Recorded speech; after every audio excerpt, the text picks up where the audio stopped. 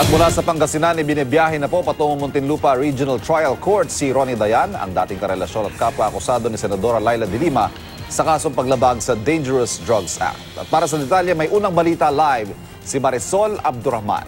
Marisol. Ivan, pero sa ngayon nakahinto ang ating conference. So nakikita ninyo sa ating live na kuha, nakahinto tayo ngayon dahil nagkaroon ng aberya, dahil na flat. In fact, hindi lang yakat, kundi talagang napunit itong gulong ng mobile ng Orbistondo Police kung saan nakasakay nga itong si Ronnie Dayan kasamang kanyang dalawang kapatid at kanyang asawa, dahil nakatakda na sana siyang i-turn over sa Muntinlupa RTC ngayong umaga, no? Supposedly, Ivan, 4 a.m. ang target na alis nila, pero na-delay ito ng konti. Around past 5 na tayo nakaalis mula doon sa police station dahil inantay pa itong abogado ni Dayan. Earlier kanina, nang ating siyang eksklusibong makausap, nagpahayag ng pangamba itong si Ronnie Dayan sa kanyang seguridad dahil hindi naman daw niya alam kung anong dadatnan niya. Wala rin daw siyang informasyon kung saan sila ikukulong. At hindi naman daw lingid sa ating kaalaman na marami siyang mga isiniwalat noon sa Senado at sa Kongreso, kaya ang tanging hiling niya ngayon ay sana daw malagay siya sa kulungan kung saan safe naman daw ang kanyang security. We noticed na hindi siya nakaposas kanina, wala rin siyang bulletproof vest na inilabas sa police station. Bagamat sinasabi mismo ni Ronnie Dayan na may mga umaali-aligid daw sa kanilang bahay na mga hindi raw pamilyar sa kanyang mukha. Pero wala naman siyang sinabi na direktang banta sa kanyang buhay. Pero alam mo kanina, Ivan, kung kalmado pa siya na nakakausap natin habang nandun sa holding area, no, yung isang kwarto ng Orbistondo Police Station, hindi na nito napigilang mapaiyak. Sa katunayan, humagulgol nga ito nang yakapin siya ng kanyang ikatlong anak na si Paul.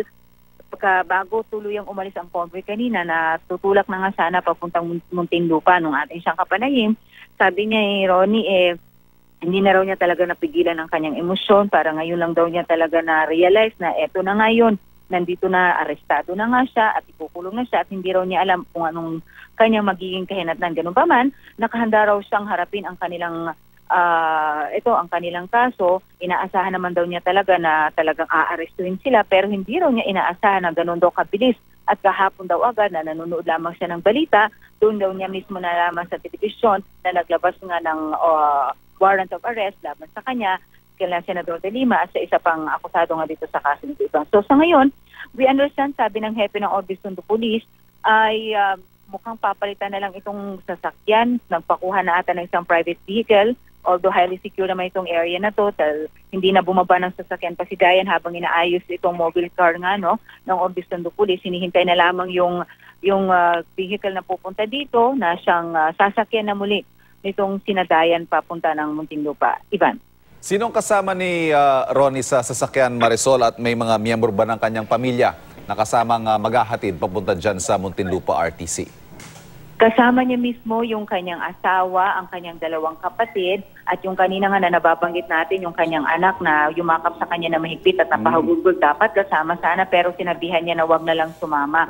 At mismo sa mobile car na itong nagkaproblema ng Ivan, kasama mismo dito si Major Maximo, siya mismo yung hepe ng Orbistondo Police na siya maghahatid dito kay Dayan. Ang target nga nila, first thing in the morning, pagbukas ng korte, nandun na sila. Pero eto, yung hindi inaasang aberya, kaya nagkakaroon ng delay sa paghatid sa kanya dun sa Muntinlupa RTC. Ivan.